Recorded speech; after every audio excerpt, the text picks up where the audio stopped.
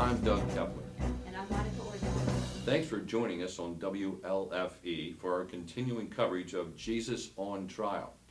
Jesus of Nazareth is facing the death penalty as a result of charges brought against him by the Sanhedrin. In her opening arguments, the chief prosecutor painted Jesus as a philandering charlatan who has misguided the masses with promises of peace and abundant food. The only man to stand in Jesus' defense was a fisherman turned disciple named Simon Peter. He seemed reluctant to speak at first, but when no one else would stand for Jesus, Peter did.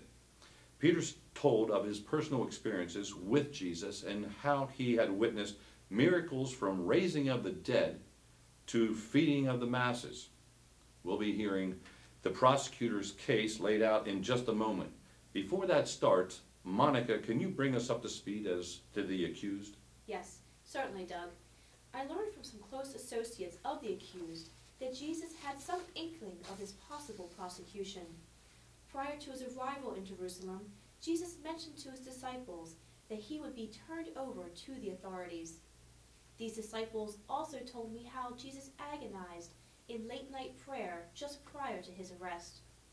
Unfortunately, Doug, we do not have any insight about what he was agonizing over, since regrettably these disciples fell asleep. But from what we can piece together, Jesus really struggled with someone while he was in the Garden of Gethsemane. One of the disciples clearly remembers Jesus shout out, "Why should I do this?